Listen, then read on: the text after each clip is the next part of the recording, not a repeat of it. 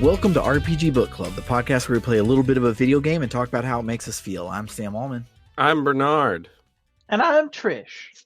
And today we'll be playing the second part of Wild Arms V, the Veeth Vanguard. We cover it up until we get kicked off a train, and then we do a dungeon where everyone just says stuff we already know. But before we get to all of that, how was everyone's week?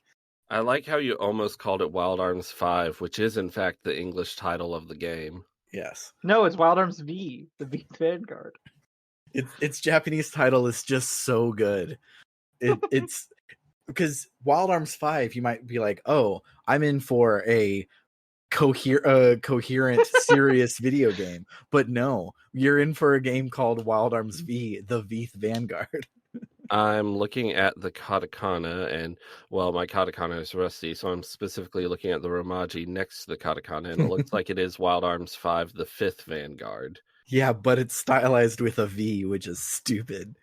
None of the other games use Roman numerals. This is the only one that does, and that makes it extra stupid. Amazing. But before we get into all of that, how was everybody's week? You know, I survived it. Same. I managed to partially fill a ADHD stimulant medication prescription, so that's pretty good.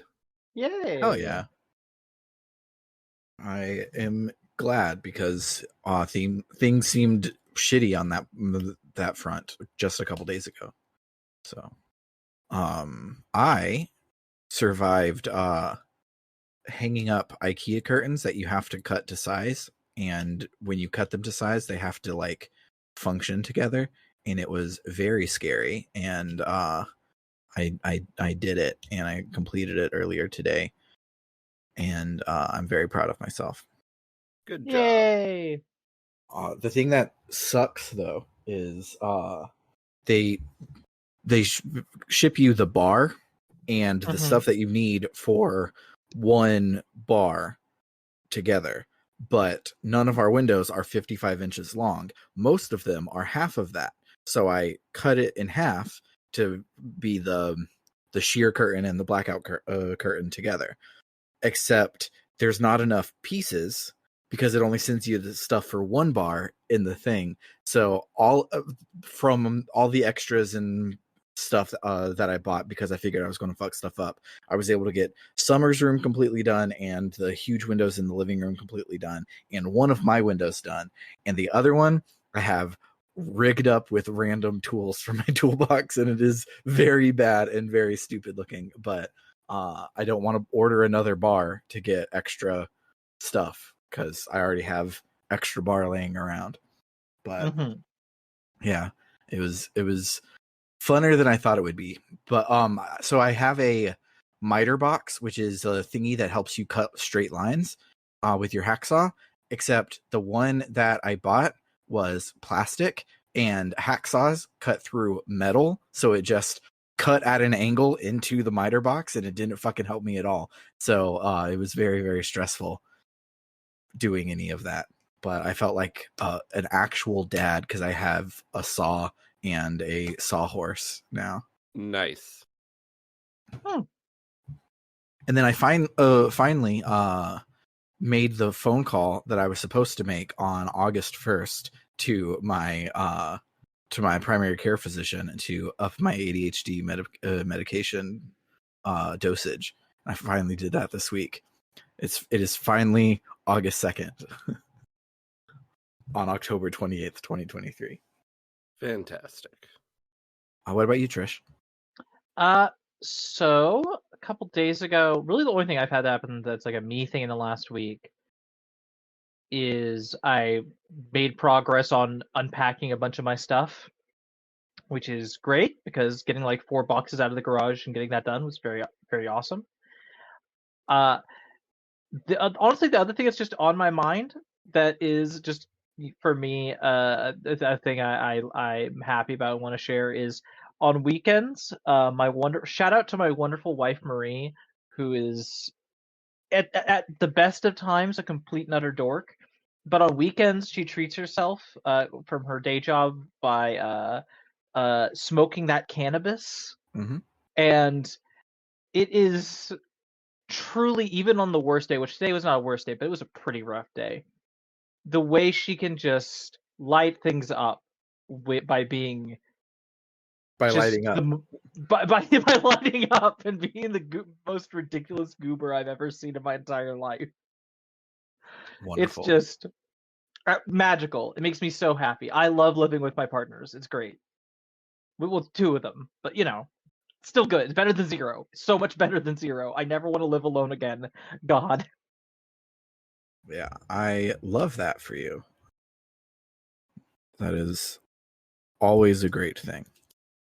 Yeah, other than that, I just am accidentally playing 2 games that I really, really like playing for this podcast, and I have to stop playing them every week, and that sucks. So let's talk about one of those right now.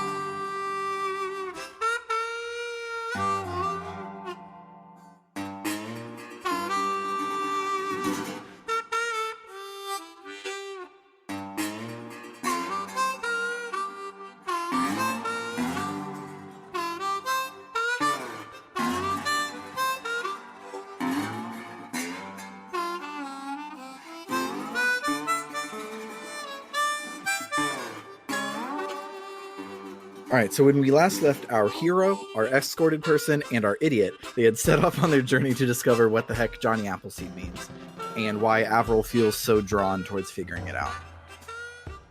You head out along the world map, and you make a much longer trek than you did before, eventually coming to our first real dungeon, the Abandoned Path. Here we're introduced to this game's version of the tools from other Wild Arms games, and Dean can shoot things with his guns when he's outside of battle. Eventually, you'll get specialty ammo that can do special things to solve more complicated puzzles than just shoot the thing. But right now, we just shoot the thing, and you can shoot treasure chests to not have to open them, which is just cool. So you just do that. After a bit of exploring, we come across 2 giant frogs that we fight for an easy boss fight. And then afterwards, while the team is celebrating, Rebecca says that Dean is doing great with his arms, despite never firing a weapon before. He says that just like when he got the golem bolt, he feels a warmth and familiarity with the arms. And Rebecca's like, Avril, he's crazy, right? Like, he's such a nerd for cowboy shit. And Avril's like, no, I think those arms actually were made for him. Dean asks Avril if she remembers anything besides Johnny Appleseed, like any family or any treasures. She's like, why did the localizers translate that sentence that way? What do you mean treasures?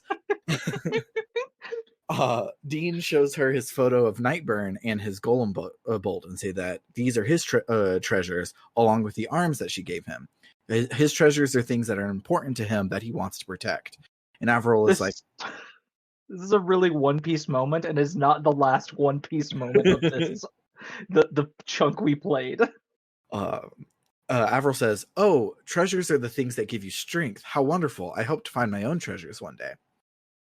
A little bit later, after some jumping puzzles and some puzzles involving finding a way to scale a 15-foot wall, we find a horse-drawn carriage in one of the hallways of the ruin. Dean is excited to see adventurers, and he can't wait to see what lies ahead of him. He then also remembers that he was given a letter describing what the fuck Tony's gift was, and so he finally reads it. But as he does, the treasures start to glow, and Avril says she feels a warmth within her, and she remembers that these things are called mediums, and she says some cryptic shit about how they tie us to the world. Dean and Rebecca ask what the fuck that was all about, and Avril's like, I don't know. I don't know.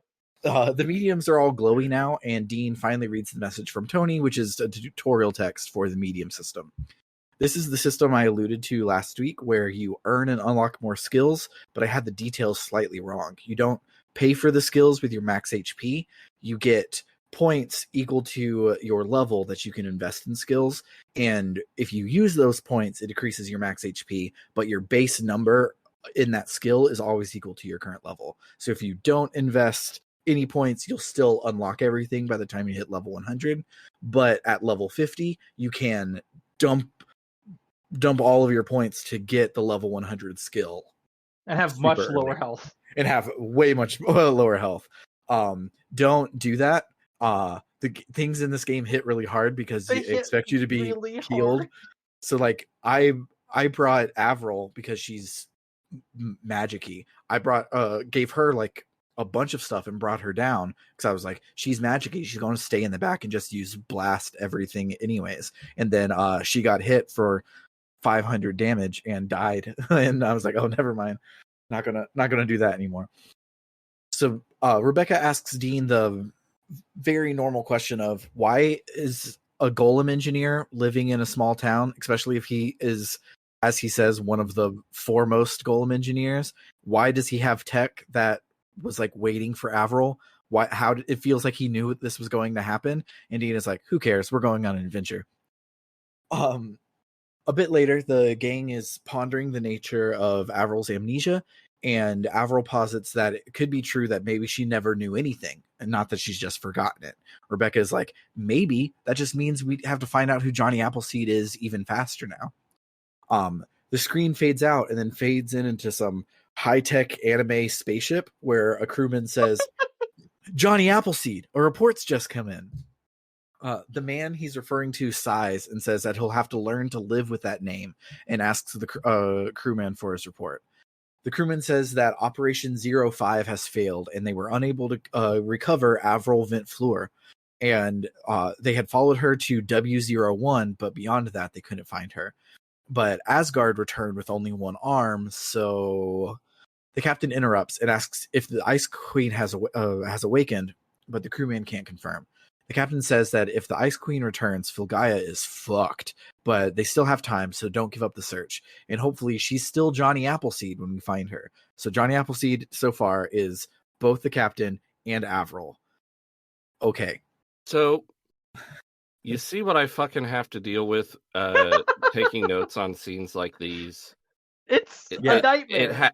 There have been so many scenes like these that I've taken notes for, where it's just, we're just going to say a bunch of shit. There's no context for it yet. You cannot possibly scry the true nature of what's going on. You just have to basically say everything and hope you don't leave anything important out. Yeah. Yep.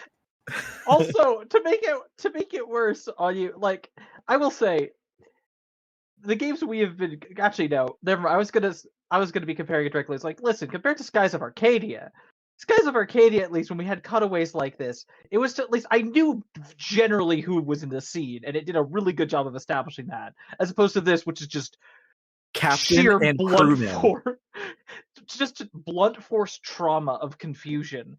And then I was like, yeah, you don't have. I mean, did you ever do it this bad? And then I was like, oh wait, I forgot Persona 2. Yes, you did. Oh God, you did. Yep. This is the exact flavor of anime bullshit that .hack.gu was, and .hack.gu doesn't stop. We thought this would be like the first. We thought this would be the first game, but they introduced like 3 new world-changing concepts like in the last cutscene of the last game. So the crewman heads off, and the captain ponders. Asleep for 12,000 years, finally awakened to lead Filgaia. I suppose we'll have to see who the fates favor, us or them. So on top of throwing proper nouns at us, they throw pronouns without antecedents. Fun. Suddenly there's a huge crash and a red alert. We flash back to our lovable idiots in the ruins, and Dean is like, damn, we completed this dungeon without a boss fight. That really sucks. And Rebecca is like, well, don't look now, but there's a boss encounter behind you. So we have our magic tutorial boss. I love how every dungeon in this game, they're like, wait, I sense something. And then there's a giant boss directly in front of them. And I'm like, yeah, did you sense it with sight? Because it's right in front of you. After the fight, Avril is like, I don't know about all this, like asking you to come with me and shit. And Rebecca's like, we're worried too. Like we have no idea what we're doing. We're kind of just limping along. Like, Dean, do you even know how to behave in front of a Varuni? And Dean, who absolutely does not, says, absolutely I do. This is some To make a reference One Piece fans will get, and anyone else will be horribly confused by, this is some Saba Odi archipelago shit. So I know what an archipelago is. I'm not confused. So they tell Avril not to worry, but they're all they can do is keep on going. Meanwhile, again, in another more different sci-fi spaceship, there's a whole lot of dead guys on the ground. One of the survivors asks the man with all of the character design, Volsung, how dare you spill blood within Mother? To which the man says, this ship is a mother to me no longer. I won't even care when I kill her.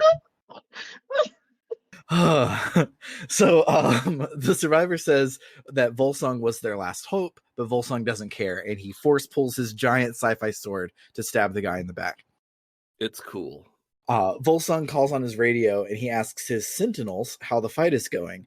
And Raiden from Metal Gear Rising Revengeance says that they have eradicated 5,829 golems with an estimated 3,176 remaining.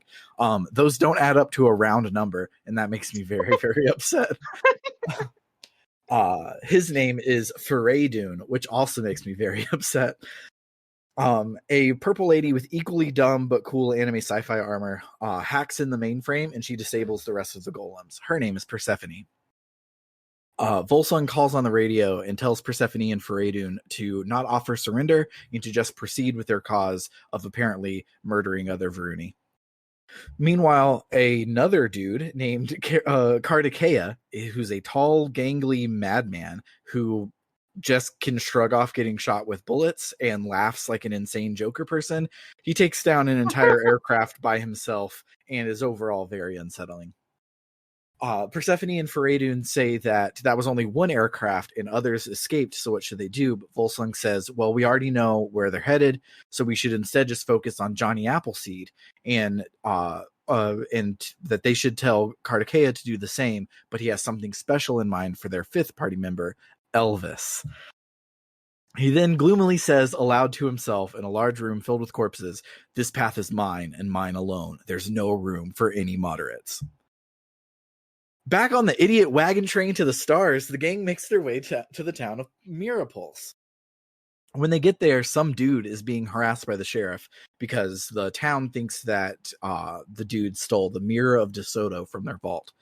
The dude says that he's innocent, he was just following a suspicious guy, and that suspicious guy is the one who stole the mirror. And as a golem hunter, he can't abide by people stealing. Dean overhears the words golem hunter and instantly hitches his train to that wagon, and he says, this guy is innocent.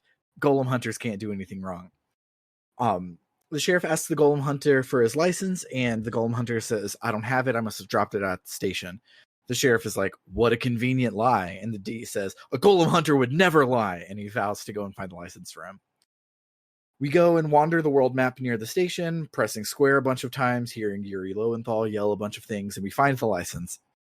And the license on it says, Chuck Preston, apprentice golem hunter. So that's the guy's name, I guess. We hoof it back to Mirapulse, and we've taken too long, and they're going to hang Chuck. We show the proof that Chuck is a hunter, but the executioner, who's not the sheriff, he's a new guy. He's a Varuni that's there. He's not as nice as the sheriff was, and he doesn't care that he's a hunter. He, as a Varuni, has a legal excuse to kill whatever humans he wants, so today is going to be a good day because he gets to kill a human. And humans can't speak up to him, because if they do, he could just decide to kill them. Yeah. Because he has complete power and authority over them at all times. So if the last two cutscenes haven't shown it, the Varuni are the bad guys of this game. They're really bad. Yeah, they're yeah. Who'd have thunk the oppressor class is a bad guy? Yeah, they're like a nobility that seems to rule over the whole world, I think. Like some sort of world noble. Yeah. I really like how vaguely and subtly they've introduced exactly what the Varuni are. They seem to be like aliens that rule over the world, but they're just very slowly letting you get a grasp on what exactly it is. And I really like it because it sort of feels like Dean is from this backwater town. He's like never had to interact with them. He probably doesn't even really know what their deal is. Mm-hmm. And so it feels like that And it's weird that we have that in contrast to the incredibly inelegant flash sideways Yeah. stuff, where it's just like, and here's a whole bunch of proper nouns and pronouns, and we don't know what's going on, and you're not going to remember any of this stuff by the time it becomes relevant. Mm-hmm. Uh-huh. I would say I definitely agree. I think it's also mixed well. I think how what I like about how they introduce it is also this sense of like they don't sit down and go, okay, here's what a Varuni is. Let's exposit over exactly what they are. We're getting like little bits and pieces, and most of it is just contextual. The way the characters talk around them, because they are just a facet of the world that they're at least semi-familiar with. And so I always really enjoy when, as a world building detail, when an author isn't like, okay, here's I'm going to give you a couple page explanation of exactly what's going on here. And it's just like, listen, I'm throwing you in the world, figure it out. Like the characters are going to talk about this because like they're characters in this world who don't stand around going, ah yes, arms. Did you know that arms stands for this? Yeah. And they're mysterious like no, people there's no need to talk like that. Yeah. A much worse game would have been like hundreds of years ago, the Varuni spaceship crashed on Filgaia, changing its destiny forever as the opening crawl of the video game. And they didn't do that at all here. And I like that a whole lot. So the executioner says that they need the Mirror of DeSoto for the moonlight ceremony tonight. And so they're out of time. So they got to kill somebody for the crime. Dean's like, hey, fuck you, proving he absolutely does not know how to keep his head down among the oppressor class. He asks Chuck who it was he saw stealing the mirror, and Chuck says it's some giant weird guy with a bad mustache and big muscles who is headed towards the excavation site in the north. Dean asks the executioner, if we bring it back by sunset, will you let Chuck go? And the executioner is like, whatever, but if you're 1 second late, we're going to kill this guy, and if you're more than a month late, we're going to kill everyone in this town. The gang speeds off to the excavation site after leisurely walking around town, talking to all the NPCs and buying new gear from the shops. Yes. When they get to the excavation site, they realize that this is a golem excavation site. Dean is torn. Should he either save the entire town from dying or look at cool robots for a month? He does not know which one he should do. He begrudgingly continues into the dungeon where they see a literal cowboy. Chaps, cowboy hat, leather vest, button down, a Texas bow tie necklace, thick leather work gloves. He's a cowboy. Notably, he does not have a big mustache. He does not. But they think maybe he's the guy with the mustache. Okay, but so listen, his character design, top to bottom, I'm like, thumbs up. This looks great. Like you said, full cowboy. I'm in for it. Except his hat. His hat is weird. His hat is the worst thing. It's the worst thing in this entire game so far. Why? Well, the only thing I could say is it's like if you took a cowboy hat, folded up the sides, and then you made the top, that like top bit of a cowboy hat, you made that into like a beret. And it's like, what? And also, it just looks weird in scenes. They keep doing close-ups on his face, and his hat is covering his face. And I know in cinema, like, you know, quote unquote cinematography, you know, that you could be going for a thing of like, oh, we can't see his face because his brim's covering it. But the way it actually looks in engine, it actually just looks like they forgot how big his hat was, and it's unintentional and just a weird effect of the thing. It's like, it just feels so goofy. It's so goofy. It's fantastic. It looks like a mix of a cowboy hat and a tricorn hat. Oh, it does a bit. Yeah, it's half cowboy hat, half emo hair, because it's always in his face. And he has emo hair under it. He does. Just in case you couldn't tell, he has a tragic backstory. He has emo hair and an emo hair hat. Rebecca wonders if this man without a mustache could be the man with the mustache. Dina's like, I don't know. Let's ask him. Hey, mister, are you a thief? The cowboy says that he hasn't heard of the Mirror of DeSoto, but there's another tall-ass guy inside, but the group should turn back because he's rigged this whole place to blow. Dean is confused. Why would you blow up a robot? The cowboy says, "It's none of your business," and he turns to leave. But Dean draws his guns and points them at the cowboy and is like, "Why would you blow up a robot?" The cowboy says, "The robots are so cool. Why would you blow them up?" You joke and say that, but that's a literal line that happens in about 20 minutes. I like how Rebecca is like, they're really important resources for us. They like help people live better lives and everything. And Dean's just like, they're so cool. We truly have, like, on the like the scale of like anime protag, like shonen battle protags, our hero Dean is like, oh, they min-max his intelligence, and I don't know where all the points went. Where'd they all go? Love for robots, I guess. Yeah. So the cowboy says a really cool line where he says, "Watch yourself, kid. When you point a gun at someone, they got a right to shoot back."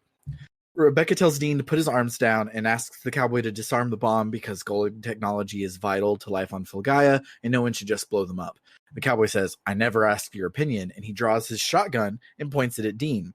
It's a standoff. This is a cowboy game. It's cool. The cowboy's finger flexes on the trigger, but then he stops. Avril is standing in between them in the path of the bullets. She stares down the cowboy, saying literally nothing. The cowboy gives up and turns to leave, muttering about how he's still got to find that bastard. This scene would have been a lot less confusing if they'd had a shot of her stepping into the in between the guns, but they don't. They don't. Mm-hmm. Also, his gun was weird. His gun looks exceptionally cool. Yes, and his animations with it are real cool. Yeah, they are. It's half shotgun, half lightsaber, which is so cool. I'm like, it's hard to think of two cooler things to combine. So the gang proceeds farther into the dungeon. Halfway through, there's a big ass statue monster that the gang decides fighting to death is faster than just like running around it. So we have our mid boss, and we learn about elemental affinity. Meanwhile, back in Mirapulse, the executioner taunts Chuck, saying that the gang probably just ran off and that he can't wait to legally kill somebody. Back in the dungeon, the gang runs into a big doofus who's holding the mirror of DeSoto, muttering about how he had hoped it would neutralize the VR factor. He just uses a lot more colorful, stupid words to say that. Dean is like, "Hey, doofus," and the big guy says, not to interrupt his important efforts. Dean is like, "Whatever, give me that mirror back." The big guy says no. Avril asks, "Why do you need it?" He says, "It's a 12,000-year-old relic from the Age of Lost Technology," title case. And he's trying to unlock its secrets by bringing it to a place filled with golems. He drones on, and then two bigger versions of the statue mini-boss show up, and we have our final boss of the dungeon fight. Afterwards, the weird guy is really impressed with our fighting prowess, and he asks us if we want to be his assistants. And we're like, "No, we just want to take the mirror back. Stop wasting time." And he says, "Well, my research can't be delayed, and y'all are in a hurry, so we must discuss this matter with our fists." And we get a fake boss fight in which he kicks our ass hard. After he kicks our ass, the cowboys' bombs all start to go off, so the place starts to collapse. A big ass rock falls on the weird guy and he catches it to save us. But in doing so, he drops the mirror, so we take it and run away, leaving him to die in a collapsing mine. Our characters are heroes. He's a weirdo and a jerk, so who cares? Yeah. Also, this man was just holding up a boulder about 10 times his size. He's fine. He's gonna get out. This is some anime bullshit. He's gonna get out, and it's gonna he'll be back in a disc later, and we'll actually be able to fight him without losing that time. Exactly. He's gonna get crushed by a boulder, but then he's going to somehow survive that and transport 50 years in the future. At which point, never mind. We promise to never talk about that game ever again.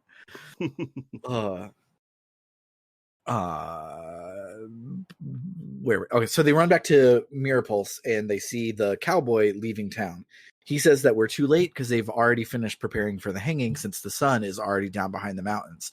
And I mean, what are you going to do? Tell him that you can see over the mountains or something? Dean is like, maybe I have the power of anime on my side. And he runs off. Dean shows the executioner that they have the Mirror of DeSoto, but the executioner is like, whatever, it's too late. The sun has already gone down. Dean is like, yeah, but I can see over the mountains if I climb this water tower. And Dean climbs the water tower, and sure enough, the sun has not set. But the executioner doesn't care and wants to kill Chuck anyways. As a quick aside, the sunset is the sun. The sun casts light. If the top of the water tower could see the sun, it would be bright and lit, and Dean could just point. But no one ever thinks of that. Was anyone else thinking that where Dean was going with this was he would go to the top of the water tower and then show the reflection of the sunlight with the Mirror of DeSoto? Absolutely, that would have been smart. Rather than just saying, I can see the sun, take my word for it. Right? I can say the sun has not set yet. Prove me wrong. The executioner doesn't care. He wants to kill Chuck anyways. Avril is pissed. She says that promises must be kept. I will never forgive you for breaking your promise to Dean. She's holding the mirror and she begins to glow in like a white Super Saiyan light. She says she's an honors friend. That's what's happening. Yes.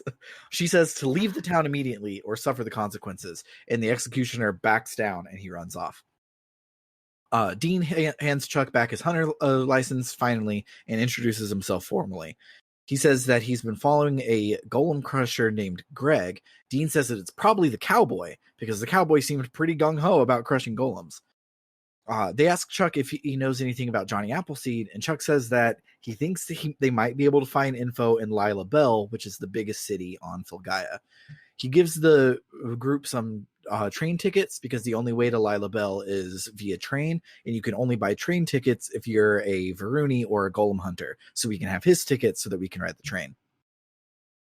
We head down to the station and enjoy the wonderful music that's in there. And then we see the weird guy. Dean wants to go and beat him up, but Rebecca somehow successfully convinces him to lay low, and they get on the train. To clarify, you mean the weird guy as in the guy with the weird mustache hat and the shotgun? No, they see the weird guy with the mustache. Oh, you're right. I forgot they see him first. You're right. Yeah. So on the train, they see the cowboy, the weird guy with the hat, the shotgun. You can't just say a weird guy. There's so many weird guys in this game. The main character is a weird guy. He's a very weird guy. So yeah, on the train, Dean does see the cowboy, and he's up to no good. So Dean follows him out to a flat car at the rear of the train where he's trying to blow up a golem that they're transporting. Dean is like, why do you keep blowing up golems? They are only linked to lost technology, but forget that. They're cool. Why would you blow up cool things? Like earlier, I saw this cool golem arm, and the cowboy grabs Dean by the collar and shoves him against the cargo. You saw a man with the golem's arm? But before That's not what he said! But before he can answer... Close. It's kind of. But before Dean can answer, the girls show up. The cowboy says, tell me what you saw before this car gets blown to bits. But Dean answers his question with a kick to the chest and sends the cowboy flying backwards. And then he says, perplexingly, apropos of nothing, all I know is you're not a bad person. You can't be bad. You saved Chuck. What did Greg do to save Chuck? Greg, so Dean is attributing Greg being like, what, you think you can just see over the mountains or something? Where he's definitely talking down to Greg because Dean remembered that. Dean is saying that Greg said proved that the sun was over the mountains. It's like not. He gave him the idea. That was the logic. That's it. And I only know that because I'm going back with the Let's Play to write the notes, and Dean flashes to Greg saying that. Excuse me, to the cowboy saying that. We still don't know his name for sure. So the cowboy shoots the car release to so that the rest of the train speeds off, and he says, "Good, bad, I don't give a damn. I've destroyed golems before, and I'll do it again until I can draw him out and finish him off. I'm never going to stop. I'm never gonna expound on that. Yes. The train pulls out onto an elevated bridge, and Dean looks down at the ground far below. The cowboy hands Dean a grenade and then fucking kicks him off the train over the railing, just flying down to his doom. Now, you had told me that we were playing until we got kicked off the train. Not realize how literally you meant that. Yeah.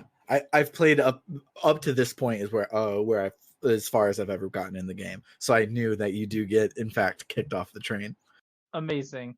Also, you said you brought up the quote of good, bad, and I'm just in my brain. I cannot help completing. I'm the guy with the gun. He does have.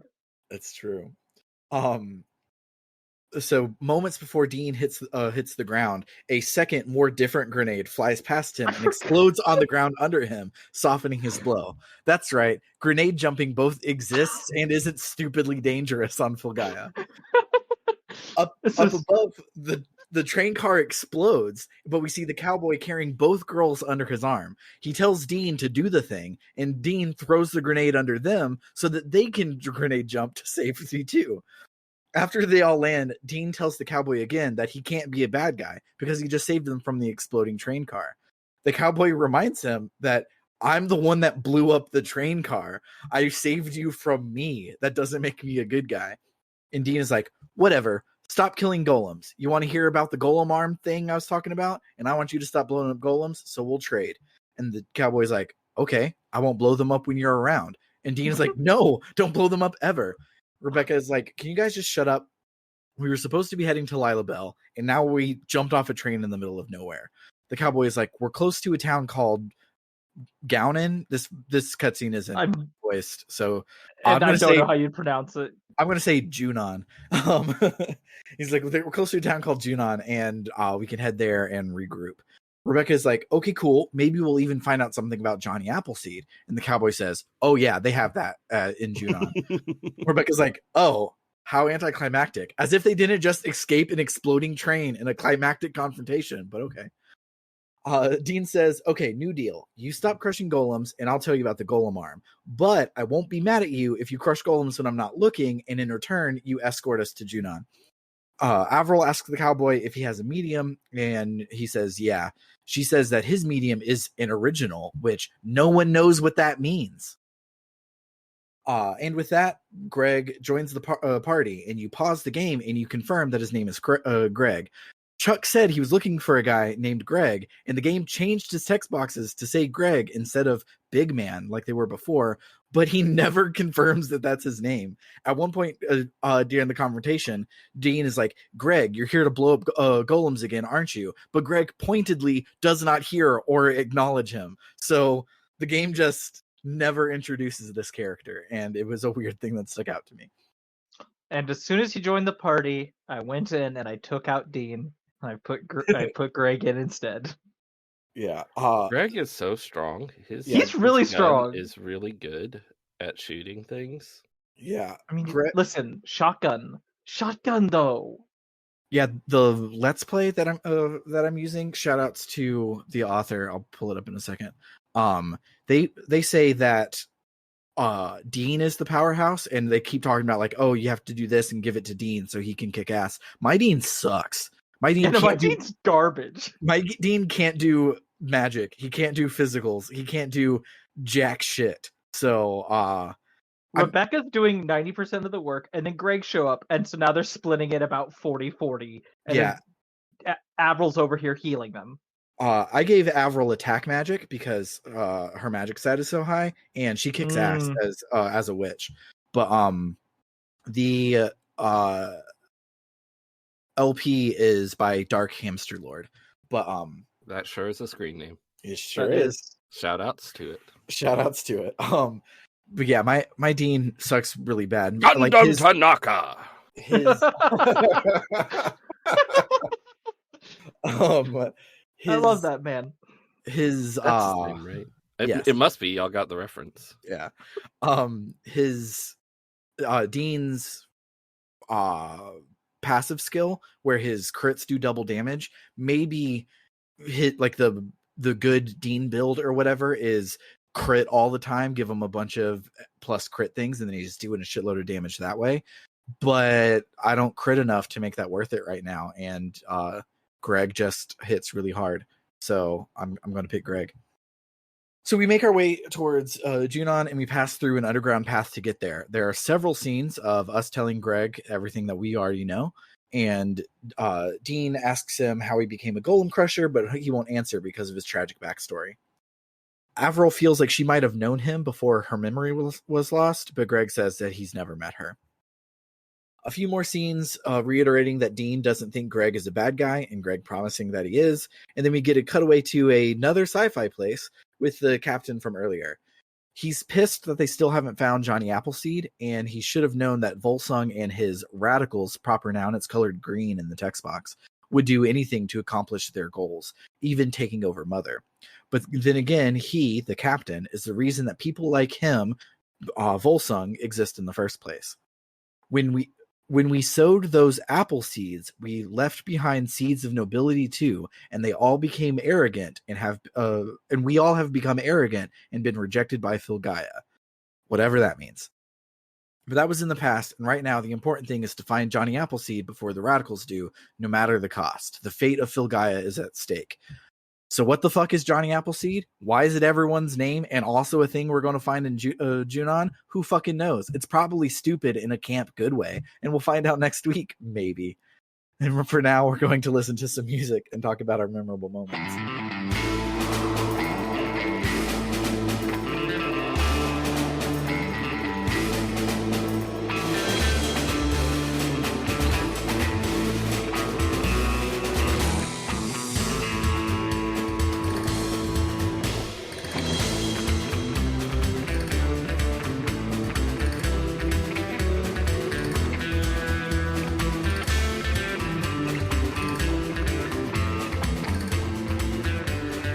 There's probably just going to be some guy named Johnny Appleseed in Gounon, and Greg's going to be like, here's your guy. But that's just his name, and he's just some guy. And It's honestly sillier than that. It's much stupider than that. oh, dear. So you use the word, and we were talking before, and I said, this game is camp to me, and I mean that in such a loving way of like, there are definitely points in this game where I'm just sitting here going, what is happening? Why is this going on? There are character outfits like Greg's hat where I go, this shouldn't be, but it's not bad. It's camp. It's like, this is some tasty, silly, ridiculous thing. I'm happy I have this. Similarly, like the thing that really got me to think in that direction, I decided to write down. This is not an exact quote, but we were talking about last episode about the joint skills you can get with different characters. And when you do the thing for Greg and Avril's joint skill, she's like, oh, I have an idea. And he's like, is it about opening up a gate with our swords? I had the same thought. It's like, what? What are you talking about? What's that mean? Opening up gates with a sword, that sure reminds me of one game. That we promised never to talk about. And we did it I don't twice know what game this is. Tales of Fantasia. We just finished it on the bonus feed. And, I see. Titled the last episode, we never have to talk about this game again, and we keep referencing it. It's so bad.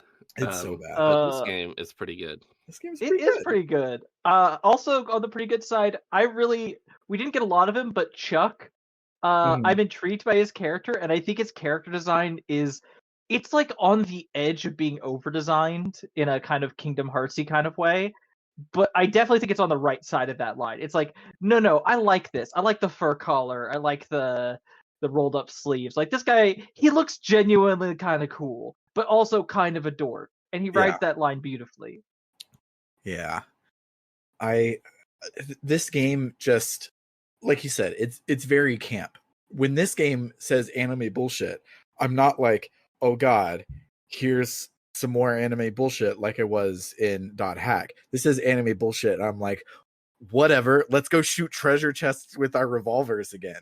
Like, why not? And this game just has a big, okay, that happened, let's keep going vibe to it, and I like it so much. I'm having the time of my life playing this game. Oh gosh, my speaking of silly fun camp things about it, my wife was watching because I was playing. For those who are listening, I was playing this a little last minute. My wife came in, as I said before, high as a kite, to watch over my shoulder as I was playing, and I was using his guns shooting thing to be shooting barrels and things. And she was just like, "What is that animation? What? That's 2 frames." Yeah, And I'm like, "Yeah, I know." it's so good. I also like how I haven't counted the chambers, but it's like at least 6 chambers on each gun. Yet he has to reload every 3rd shot. Yeah. Also, Avril having to reload every like 2 hits with her melee weapon. You have to reload your sword. I also love that Dean's animations is he puts one gun down to his side and shoots with just one gun, unless he does a critical hit where he shoots with both. He doesn't even use the fact that he's dual wielding almost at all, and it's stupid. That would be unfair unless it was a cool moment. So some little things that I love about this game being stupid. So in one of the sci-fi flashbacks, we are seeing from the crewman's eyes, and he's looking at a report on his clipboard, and you can see the text on the clipboard, and it is English cursive that says GHJ KCZO Brewery 6.9 GHH, and then literal home row key smashing, including semicolons. They literally just smashed on an English keyboard. I forgot about that. It's so stupid. I love it so much. It's very good. Another cool thing that they do is most games will pick a descriptor for somebody before you learn their name. It'll be like, for Cowboy, his was Big Man up until we learned his name was Greg. When we meet the professor, the weird guy with the mustache, he starts out as Strange Man, and then Dean says, "There, it's a big guy with a mustache," and then it changes to Big Guy with the Mustache. That entire thing with him, it was very, that whole scene with him is just very fun. He's like, "I'm just gonna stand back and let you fight this monster. All right, now I'm gonna kick all of your asses. Oh no, I'm gonna hold up a big boulder. So now you can take the mirror and get away, even though I'm an end boss." Yeah, his combination of like speaking like a professor and going off on tangents about like, he's like, "Oh, sit down, class is in session, I'm going to start rambling about a thing," while our characters cut away and talk about stuff, mixed with like the weird horny old guy energy that he has when you first show up, and he's like, "Come on, all of these gray cells need to be flushed with red," and it's like, what is this guy's vibe? It's unsettling is what it is, and I love it so much. He's very silly. Another one that, speaking of the professor, when Dean is like, "Give us the mirror," the guy goes, "No," and holds it up above his head. And for the rest of the cutscene, Dean is jumping, trying to grab it out of his hands while he has this calm conversation with Avril and Rebecca. Oh, it's so good. It's very good.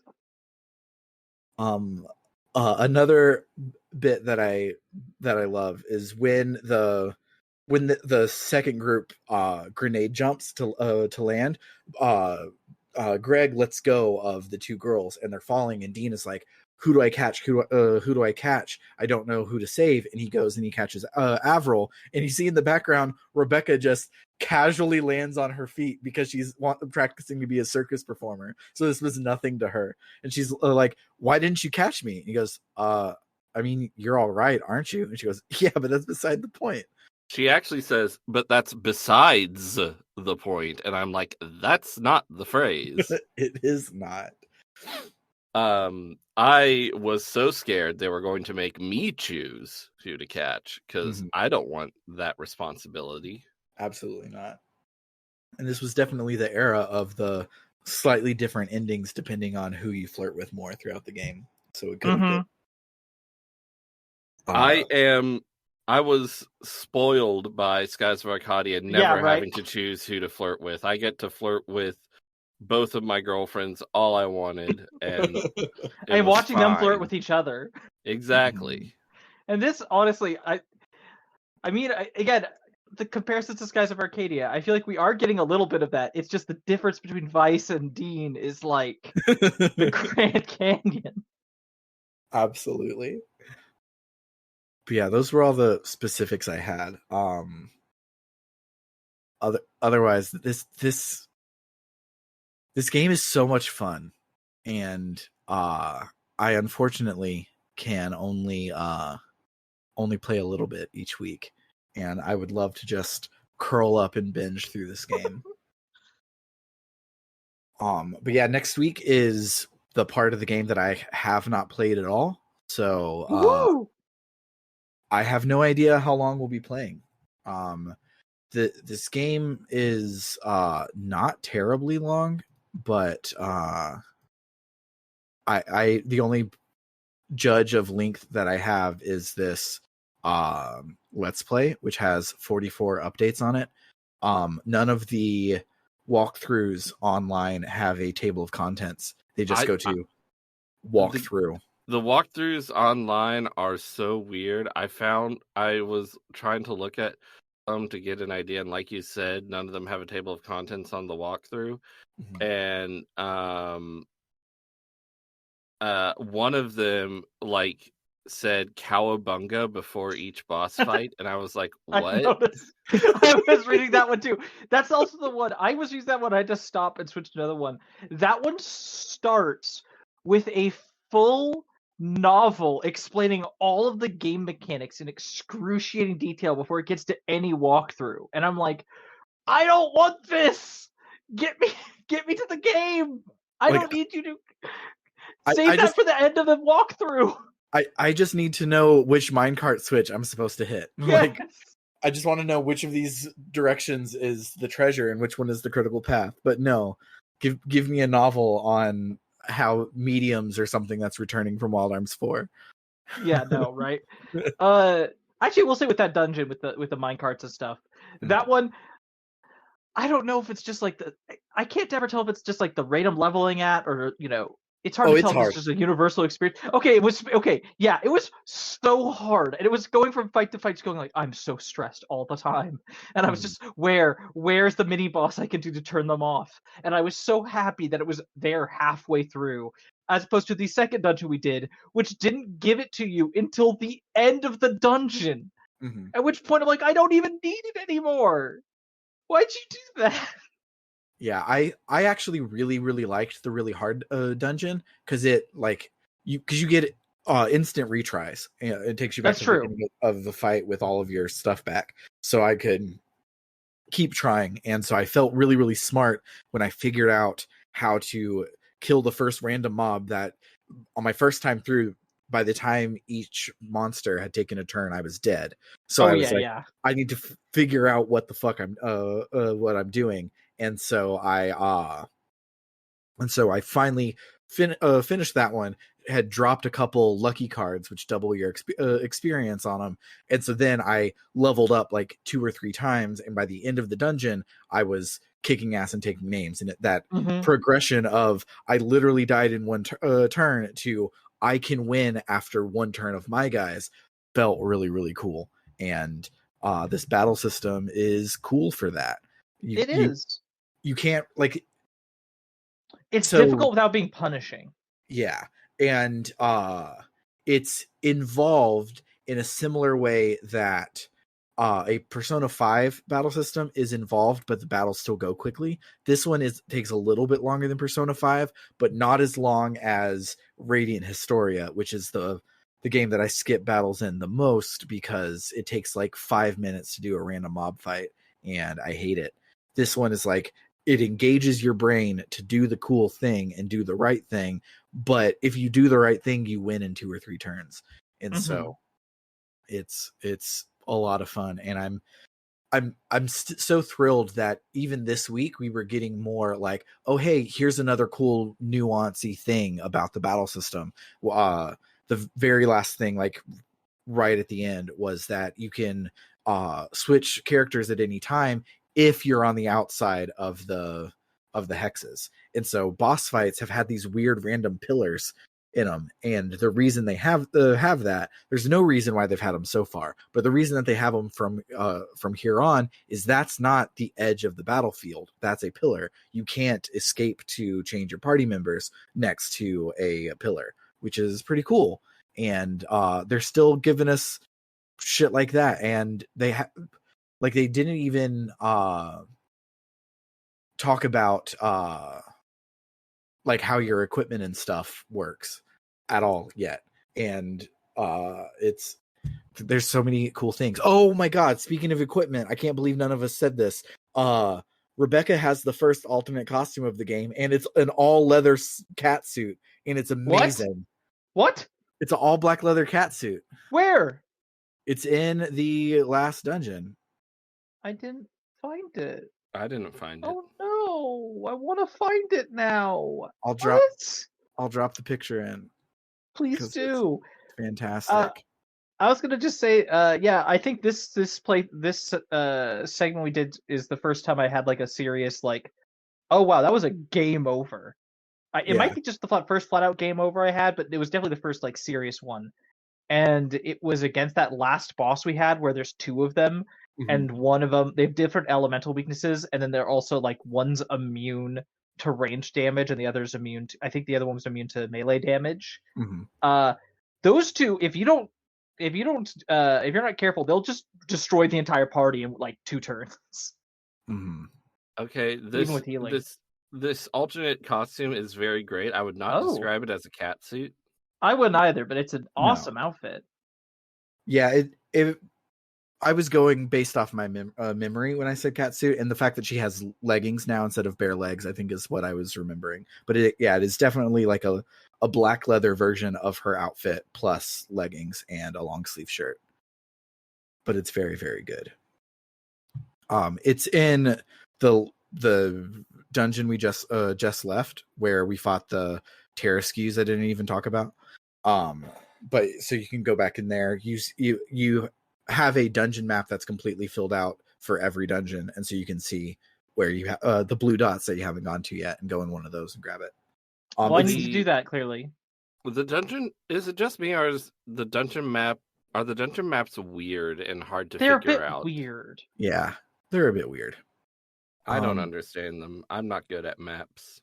I didn't have anything else for my moments. What about you two? I think that's it. I am excited that I get to play more of this game now, and of course you are. Can't wait to go and do that. I will probably end up doing that tomorrow, so y'all will know quickly where we're stopping instead of yesterday. But I think that will do it for the week. If you like what you heard, you can head on over to www.rpgbook.club, where any and all donations will help us cover the cost of running the show, making it better and better. If you set up a recurring monthly donation, you also get some additional benefits. If you donate $1 or more a month, you get access to our bonus feed, as well as access to our polls to decide what game we play next on the main feed. On the bonus feed this week, we are starting Tales of Destiny Director's Cut, and it's better than Tales of Fantasia. Most games are. Most games are, but this one is, in addition to so far not being frustrating in its game design, is fun to play partway through so far. So we'll see how that continues, and you can join us for that over on the bonus feed. If you donate $5 or more a month, we'll also shout out your name on every episode like this. Shoutouts to Cerebral Wind, It's Claire Time, Frost Terror, Dragon Slayer 19, Floris, Kaeldron, Freddie Rodriguez, Ron524, and JFro Prime. And then finally, if you love us so much that you want to donate $20 or more a month, you also get to make me say a sentence of your choosing, either to plug something or just to make me say some funny words. So shoutouts to El Tantavi, who wants you to check out critical-distance.com, an aggregator for games criticism and journalism. Shoutouts to William Taylor, who wants you to check out rpgamer.com, reviews for people like us by people like us. Shoutouts to Vimk, who wants you to play Legend of Legaia on the PS1. Please just do it. And then shoutouts to Carr, who's a dentist, so he isn't plugging a website, but rather your own mouth. And he says to brush your teeth twice a day, most importantly, the time before you go to bed. For RPG Book Club, I have been Sam Allman. I'm Bernard. And I'm Trish. Free Palestine. Free Palestine, yes. Yes. Toodaloo, folks. Bye.